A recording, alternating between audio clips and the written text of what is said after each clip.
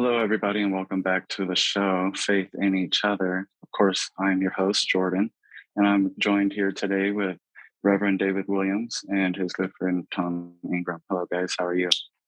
Morning. How are you? Doing good. Good to see you, Jordan. Good to see you, Tom. Good. Thanks, Good Jordan. to see you guys. Yep. Hope you had a great week. Yeah, good. All right. So today's topic, war and division. Some major threats to our democracy are problems created by divisions within our nation, both intentional and unintentional, primarily a division that exists from race, ethnicity, religion, and native language. If we are to regain faith in each other and faith in our democracy, we must learn to come together as one and not willingly fall victim to the powers that intend to divide us and in order to keep us down. And so I'm going to open up with today's topic with a question directed towards Tom. Please elaborate on your statement. Internal division is the risk and war is the medicine. Is the current war, a foreign war we have going on, is it healing or is it destructive? And is war ever healing? So when the Ukraine war first started, I went to Mill City and we prayed for the people of Ukraine, but we didn't pray for the people of Russia. And everybody was on the same side. Everybody was for Ukraine and against Russia. And I think it was just a fantastic feeling that you had in the room that we all agreed on something, that we're all on the same side. So I think this is a really good time to talk about this subject because you can kind of feel the unity that, at least more at the beginning of the war, it's fading a little bit now.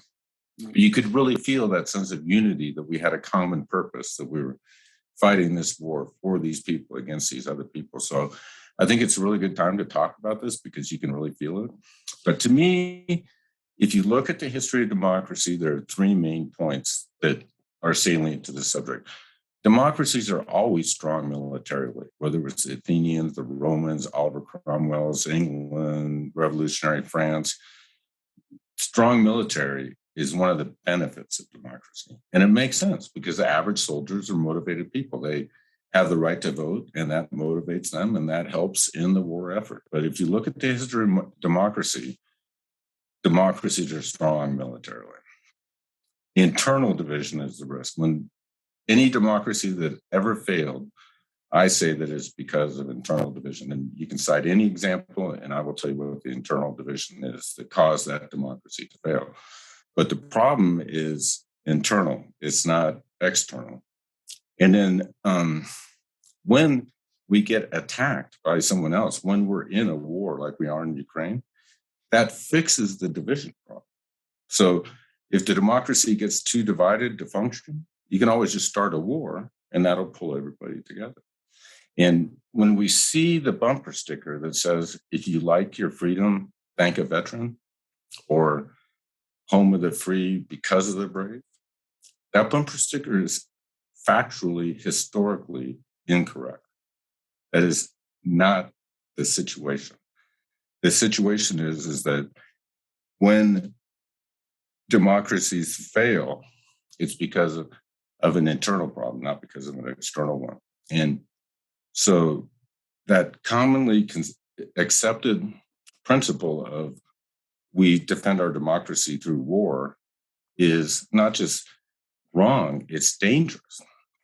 Because when I see that bumper sticker, what I think, what I hear is maintaining democracy, the responsibility of that is for war-age people. I'm not involved at all. I don't have to do anything because it's all about young people fighting in war. So to me, it's the ultimate cop-out that I don't have to contribute to democracy at all because it's all about the war thing. So to me, when you see that bumper sticker, it's a very commonly held thing in the United States that the way we defend our democracy is by sending our young people out there and defending it, that the risk to it is from external. And that is incorrect. And that's what we have to change. Okay, thank you for that. Is war ever healing, Tom? I mean, is it, in your opinion, is it ever healing? Do you have any examples of a time that war fixed the actual problem that existed?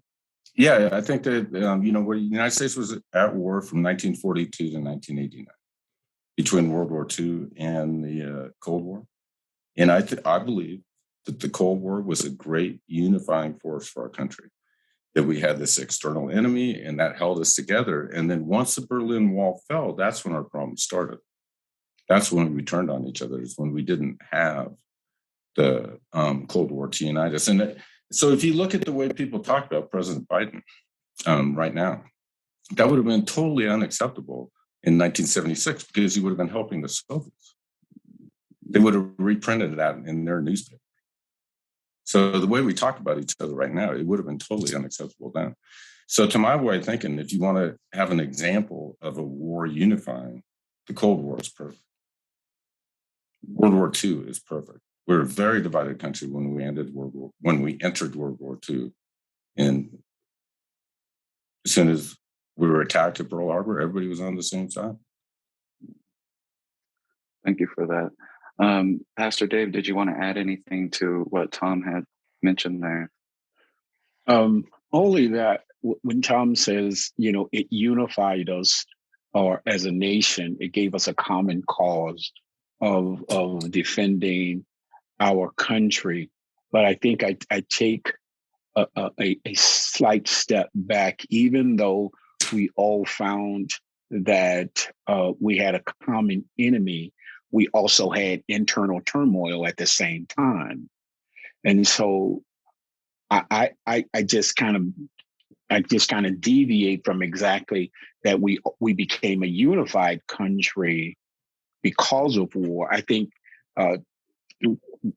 men and women rose to wanted to make sure that they could explain or show that they wanted to defend their country for whatever reason, for the sanctity of the country, but that did not alleviate. That was not the only forces that were happening in the country. And so even though war made us go and fight a common enemy, we still had many, many internal enemies other than war that were still going on. So I beg to differ only in that regards, but I understand what he's saying is that, when you're fighting a war against someone else, the family rallies together, but that may not be all the way clear, as if all of our national issues, whatever our issues were, that they all dropped and we all ran to fight a common enemy. I think we even fought common enemies in the midst of being in a war. So I just want to throw that out there. I think it definitely says we have a common problem, and we need to address, and we come together to address that common problem, but that the war itself is not a healer for all of our problems. It just kind of recenters, where are we going to put our major efforts at that moment? Yeah, healing is a bad word. Yeah, it's more like a painkiller. It doesn't really heal the problem, but it hides it underneath. Yeah. But I think but my opinion is during the Cold War, when we had that external enemy that would unite us, we forgot how to act in a democracy. That's what I believe, that faith in each other as being the number one goal of a democracy. That's the ideology that we lost during the Cold War, because we had the Soviets to unite us, so we didn't have to do it ourselves. So to my way of thinking is during the Cold War, we lost the manners that we need to operate in a democracy. And I understand what Dave's saying too, that the period I'm talking about is the high point of Jim Crow too. So, saying it worked or whatever. But what I'm saying about the 1950s, the 1960s, and 1970s is that the federal government was able to pass the budget. We were able to nominate a Supreme Court justice without getting in a slugfest. The mechanisms of the system operated. I'm not saying that we fixed all the problems, obviously, because that's a glaring example. What I'm saying is the government was able to function in a way that it's not able to function now, where it's totally dysfunctional now.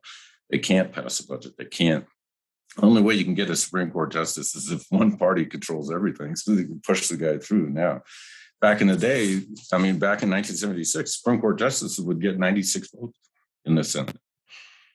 So, it's not like everything was fixed, but the system worked. And it doesn't now. And we can't, the government is not able to address the country's problems now, whereas it was in 1976.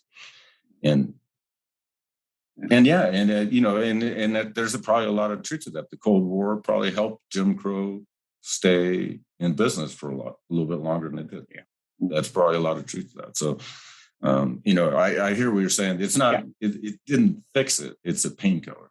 Yeah. It's something that just extends it. But the thing about the bumper stickers, what it shows is how wrong our vision of democracy is. So we're running the system. We don't even understand what the risk of it is. And that's why I'm so obsessed with those. Thank Yvette for your freedom. Because democracy cannot be maintained at the point of a gun. It simply cannot. It has to be trust. It has to be faith. We have to believe in each other. If you look at the history of democracy, that's how they fail. They fail when people lose faith in each other. Once they lose faith in each other, then the elected government isn't legitimate and the system breaks down. Okay. Well, thank you for that, Tom. My next question is directed to Pastor Dave. Can you give us an example of a religious internal conflict that perhaps resulted in the division of that religion or even a war? Well, I was thinking about that question, Jordan. We've always had religious division. And one of the major ones that I think about is during the Reformation, when the church itself just began to say, hey, the Protestants versus the Catholic Church just could not tolerate each other. And there was all sorts of breakouts throughout Europe trying to annihilate one. The strong Roman Catholic Church really wanted to subdue the Protestant movement, but it couldn't. Eventually, the Protestant movement got traction. And now, since 500 years ago, we have so many. I know when I was in college, there was over 1,000 different denominations in America. And this would have been in the mid 70s, the mid 70s. I don't know how many we have now past that. And those are by religious differences. It's just because interpretation, very seldom do we have religious breakdown over doctrine. It's normally some type of mechanical division, whether it is legal or hierarchy. It isn't, there was no division of do we not believe in God? That wasn't the issue. It was who was going to run the church, who got to write the textbooks of the church, who got to explain the legal rights of the church. So it wasn't doctrinal. It was more of positional, who gets to be in power. So we've always had division. I mean, you have Baptists, you have Methodists, you have Pentecostal, you have Lutheran, you have Episcopalian. I mean, the gambit just goes, and it's because everyone will come to a point where they says, my way is the more primary way. This is what we should be emphasizing. And when you cannot stay in unity with that, you normally go off and create another entity that your group can come around. So that's probably been a part of us. And even when you get into the scriptures, you have, the different layers of the Hebrews, your Sadducees versus the Essenes, it's constantly men and women often will come to odds with each other and how to promote or present its faith, as one group determines that it's true. So we've always been in that mode, Jordan. We've always been there. That's not new. Yeah. Okay. Well, thank you for that, Tom. Is there anything you wanted to add on there? Any insight you have perhaps on that? question. I got a question for both of you. So, my opinion is, speaking as a white man, and maybe totally off base, obviously, but kind of the way I see European American and African American relationship is that our relationship works best when there is war, when we're at war. That we need each other a little bit more, and I view our relationship as being like one war on top of another. Each time we go to war, and the African Americans fight with us when we really need them, it like improves the relationship between us. So I was just curious if you guys had any opinion about that. And then, it's Morgan Freeman's birthday today. And my question for you is, why did he sign up for the Air Force? I'll take out of signing up. Well, I'll take a stab. Let me speak to. I'll start with Morgan Freeman. Why did Morgan Freeman, 60 years ago or 70 years ago, 60 years ago, sign up for military? Well, in the Black culture, especially during the Civil War, slaves quickly found that if they chose a side to help defend, it was an open door to move away from slavery. It was an opportunity to get out from up under, quote, the whip. And so you wanted to show your patriotism, your devotion by saying, I want to help you defend our enemy, because they were given so little credit as being human beings. And so during World War II, which my father fought in, which was a racially segregated military for America, the Tuskegee Airmen and all of those military men had to prove over and over, we are legitimately participants in the preservation of America. And it was always a proving factory. It was, we must prove our devotion to you. And how we prove our devotion, we lay our lives on the line, just like every other white man. We wanted to put our lives on the line for the protection of America. And so many times we have joined the wars, not so much as we want to, we want to protect America flat out. It also has been a way of promoting we are American. And I say this and that because, Tom, when you say I'm a white man, I say, okay, I'm a Black guy. But what my rub today is when I see people and they hang their flags out on the porch, to me, that's a rub in the face, because it's as though you're telling me you're not all American until you get you a flag and stand with us. Where we're going, we've constantly stood with you. We've stood with you when you didn't want us to stand with you. We've been lynched when, we came home from America. I mean, from Germany, we came home. We couldn't get a house. We couldn't buy a car. My daddy couldn't buy a car. I know, but then why are you patriotic? Because we're saying if this will help to show you that we are 100% vested in this country, we will vest ourselves in the country, but it just often hasn't worked. Okay, well, let me ask you this then. Okay, yeah. So if you have a group and then you have a abused minority that's discriminated against and Jim Crow and all that, would you expect them to fight in the next war with you? Because I would not. I would not expect them to be patriotic. This is not a natural reaction that I would expect. But Tom, that's just it. We have wanted people to say, we have wanted people to give us the thumbs up. You are an American. But that affirmation has been constantly withheld. It's been constantly moved that your proving that you are American is not good enough. You fought in every war that has happened to America, from civil wars to Revolutionary War. We have participated in every war. But yet I see people are saying, if you don't like America, you ain't got no flag up.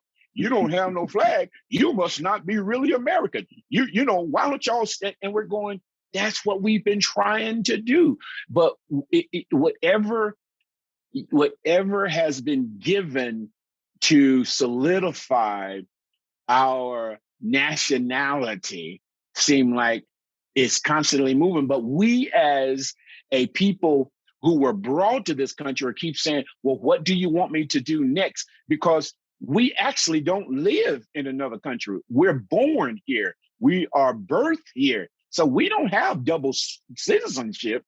So this is our country. So it has been over and over. It's not that we want to go to, I mean, if I just saw yesterday, they were talking about when will World War III happen. I don't know if y'all saw that rendition, but that came out yesterday. Well, you know, still World War III kick off. We gonna join. We gonna suit up.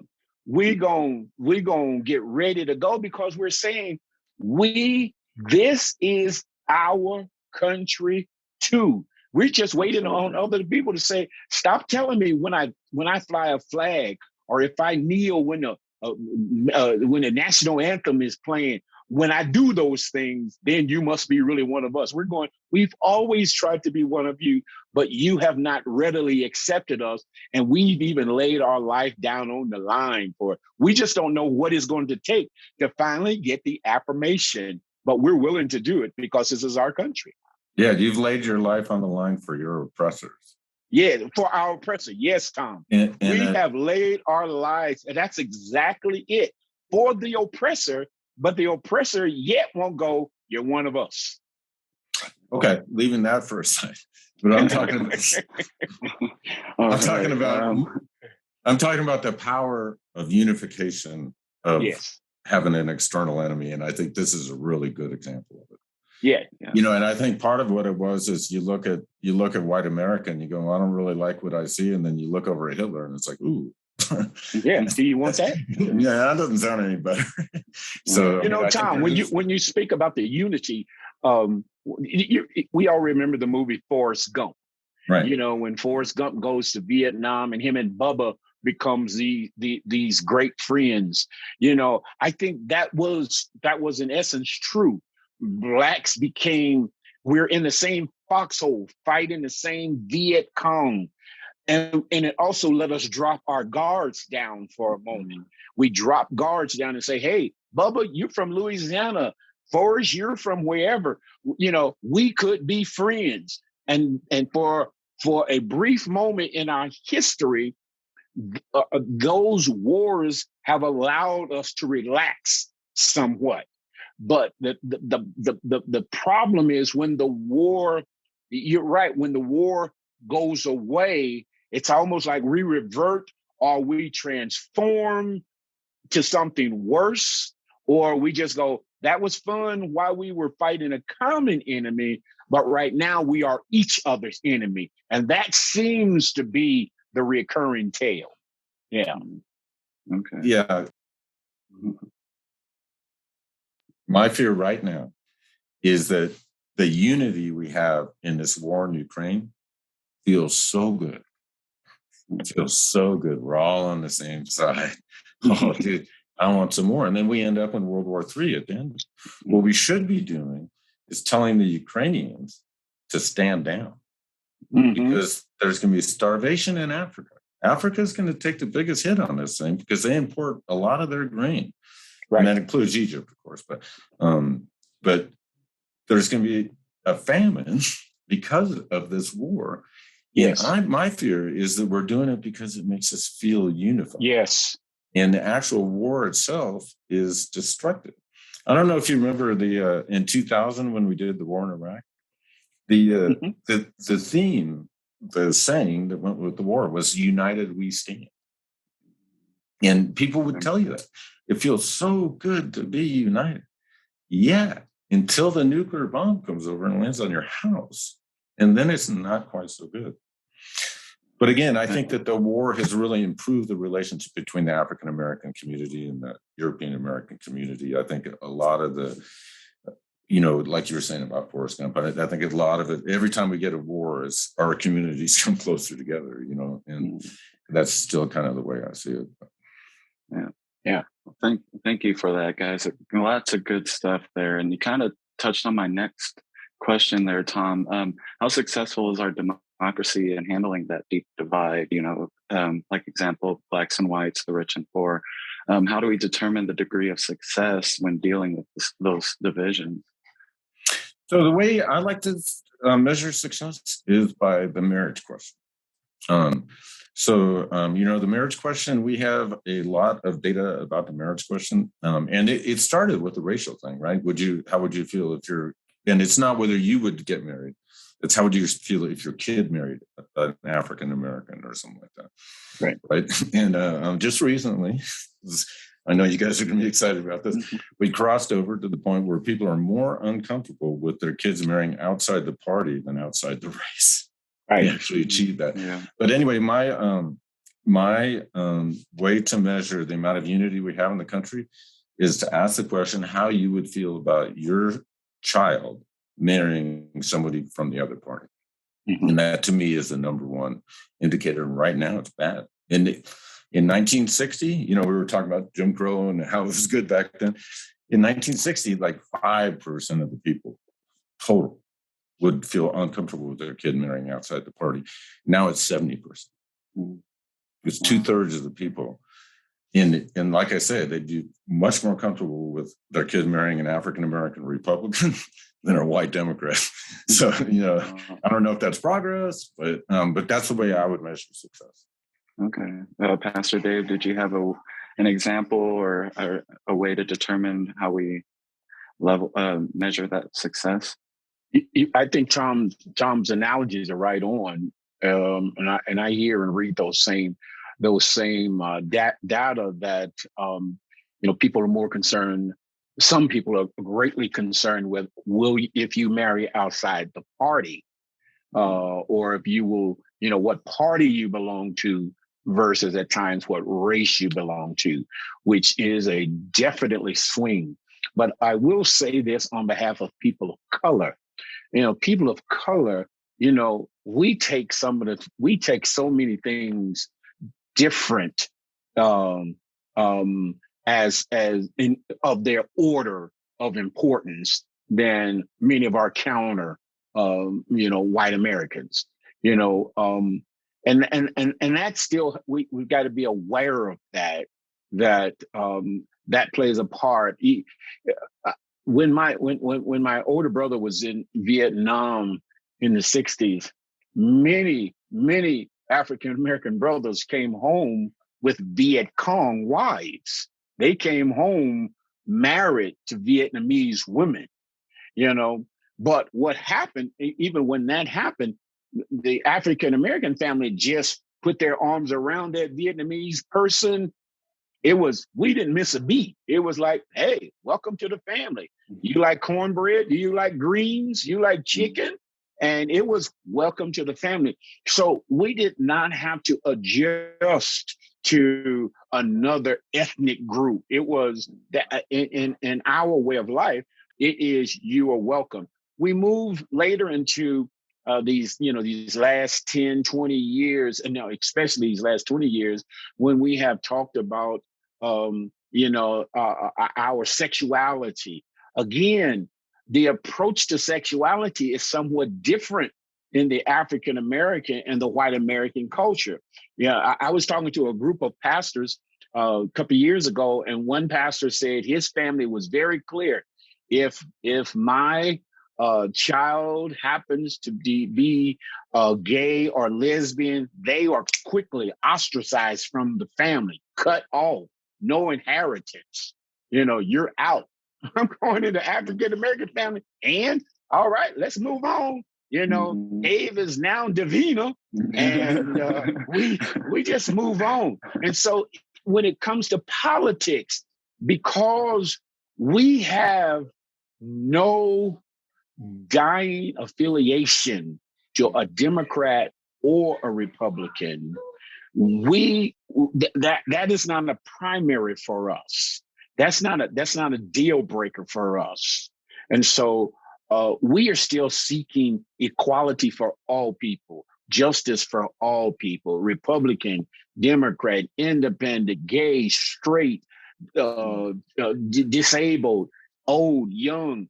We are still in that place of fighting for freedom that is yet to be realized. When there are those who don't know that place of we can pick and choose what freedoms need to be really embraced, and so that's somewhat of a difference in how we see. Will you marry a Republican or will you marry a Democrat? It does affect us. Now, we'll not cut that off. We do have discussions about that because even today, the majority of African Americans, and I would say, I don't even know if it's majority anymore, but growing up, most African Americans voted Democratic. And so when we hear of Blacks who are Republican, we still get that, what? Whoa, what are you doing over there? Do you know who they are? And so yeah, what did they do to bribe you? Right? Yeah, what did they? Yes, exactly. He's what more did they? dangerous What did they give you? Over there. Are they letting you move into the country club or stuff like? So that is real, but it's not a deal breaker for us. We are still focused on the equality component, the justice component, reality in America, and we know that is interwoven through all of these subcultures. So yeah. And you're not going to get it without faith in each other, though. Yes, you. That's exactly equality. We cannot get it alone. So the oppressed are the oppressed, and the oppressed are not just Black. They're not just white. The oppressed people can't get jobs right now. We don't just advocate people getting jobs because of you're Black. We're advocating all of this for every person because we believe when everybody is served, everybody benefits. So yeah. Thank you for that. My next question is kind of we've kind of talked about it briefly. Pastor Dave, is there a difference between a religious democracy and a religious dictatorship? Does either have a better countermeasure to prevent that internal war and division? What I think you're asking me is there such a thing as a theocracy? Can we live under the banner of a theocracy? And personally, I say that's a dangerous place to live because we are not all of the same faith. That's just who we are, or no faith. We live in a country that is very diverse in their religious practices. And for a theocracy to be in place, that would mean a theocracy will open the door for a religious ruler or dictator to use that as his or her religion, his or her faith is the reason you can live in this country, which I think would open the door to a greater problem. I do want to throw this in though, Jordan, when I look at your question for today, nowhere in Scripture does God embrace a war for the sake of promoting the gospel. Hebrews are never, ever in war trying to advance their gospel.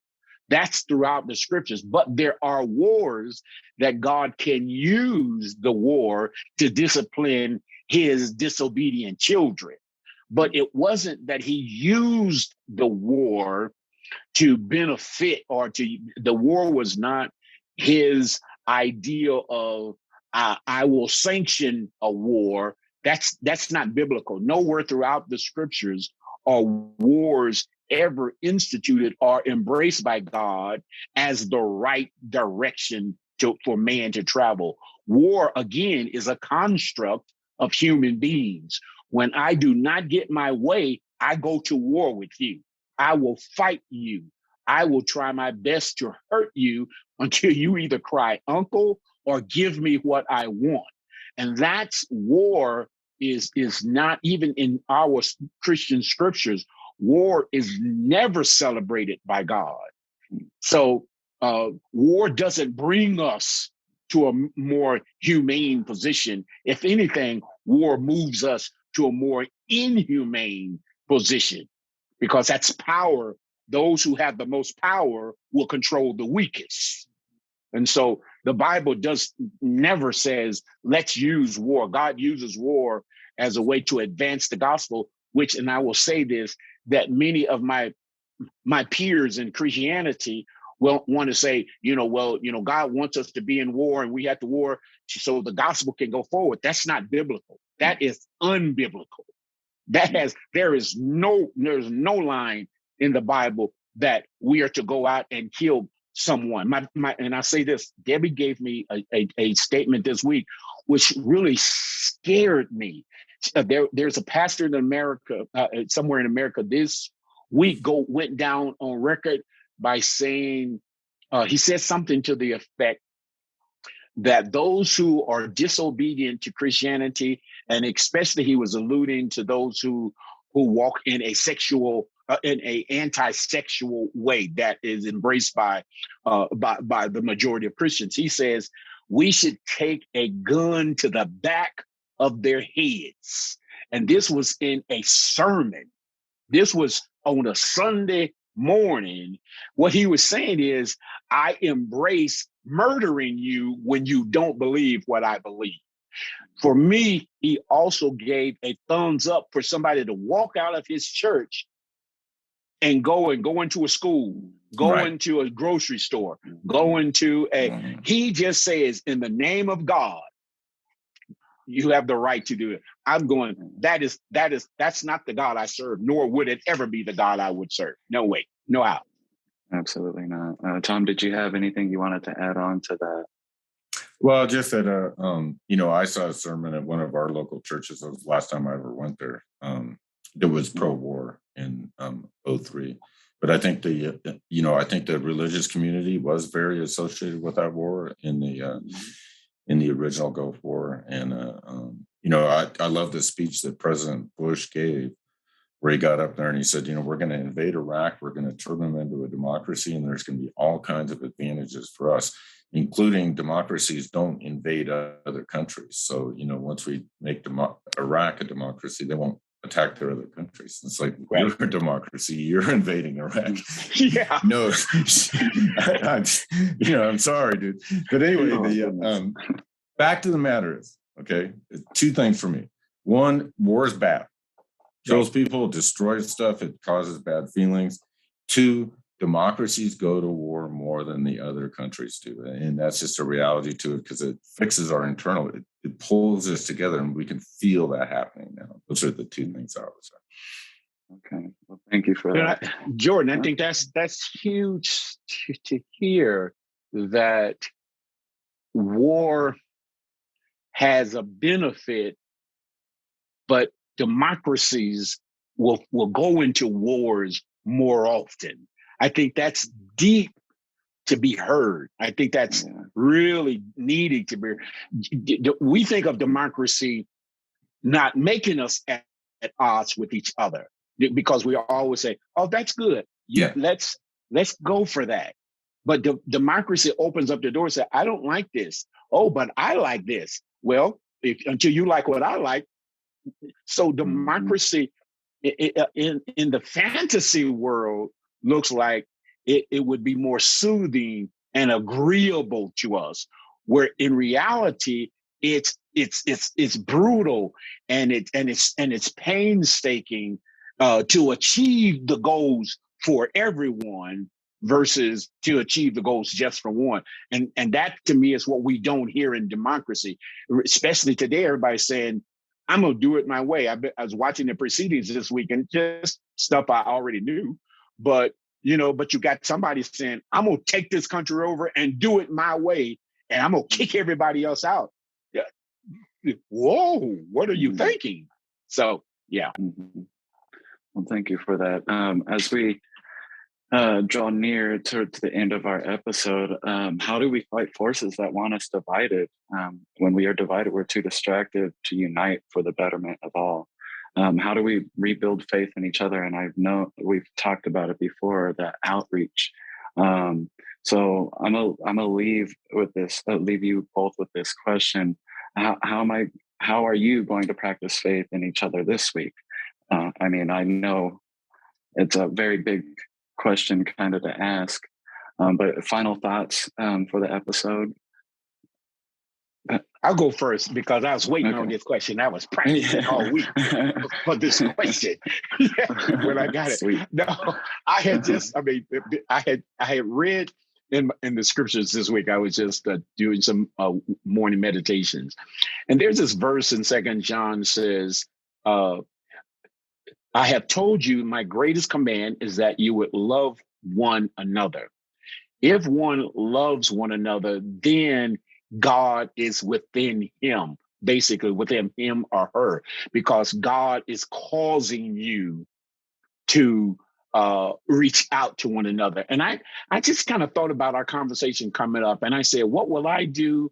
It is, I still want to act.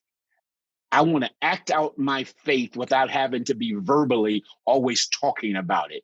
And the way I can do that is to show respect and honor to those around me. And I'm trying to do that day to day, not when I go to the pulpit to write a sermon or preach a sermon, but I want to be a neighbor to I want to be a light to my neighbors. My neighbors are moving. They gave the greatest compliment that I could ever get. I mean, I was stoked. They said that I saw them put a sign to move in their front yard. And I said, I saw him drive up and he goes, "Yeah, Dave, we're moving." And I said, "Well, man, I'm sorry. We were throwing so many parties and we had so many people in the yard." He goes, "Dave, no way. No way." He goes, and his wife came out. He goes, "We really don't want to move unless you guys could move with us. You are the best neighbors we've ever had." That to me is what I want to be: the best neighbor, the best friend. And I don't wear a sign. If I can cut your grass, I'm going to cut it. If I can help you get to the grocery store, I'm going to do it. That to me is how I'll do it. This is my man, 1-to-1. It is, let me show the love that I talk about and preach about versus let me preach about it and think it's making a difference. I just prefer to show it. Yeah. Absolutely. Well, thank you for that, Pastor Dave.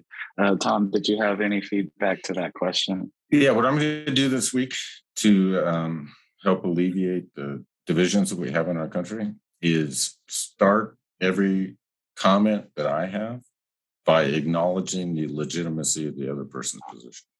Yeah. So instead of, I probably didn't do that on this podcast. It's a goal, right? But anyway, to me, that would be the best way. That's a really great way to try to unify people, is when somebody says something and you disagree with it, to say, "I disagree with it, but I acknowledge that your position is legitimate. I don't agree with it, but I don't think that what you're saying is stupid or Right. or evil or anything like that. I disagree with it because I have a different opinion. It's not a certainty." But I think that one of the things we could really do in our country, if we wanted to, is just start with, "I think your position is legitimate, and I acknowledge that it's okay for you to think that." Yeah. And then it's just a pro forma thing to get the person so that you're both humans on the same level, right? And then they can hear. Then you can speak. Well, thank you for that, Tom. Of course, I'm going to chime in. I plan to have that walk of integrity, and treat every person with grace. Like you said, Tom, come into the situation and say, "Hey, your point of view is, correct," or, whatever the case. I'm not going to make them feel like I'm attacking them. Treating everybody with that grace. And like, Pastor Dave said, I try to help my neighbors all the time, and some don't like me, but I'm, working on it. So I want to be loved like Pastor Dave. I want my neighbors to love me, and I want to love my neighbors just the same. So that's my answer for that. But if they don't love you, that's their problem. That's right. Exactly. Yeah. That's exactly right. I'm just saying, I'm a pretty lovable it's guy. not really on you. Yeah. Part of the fundamental. Yeah. Well, thank you guys so much for joining me again today. And of course, thank you all for joining us here on the show, Faith in Each Other. And we will see you next week. Thanks, Jordan. Thanks, Dave. Thanks, Jordan. Thanks, Tom. Thank you, guys.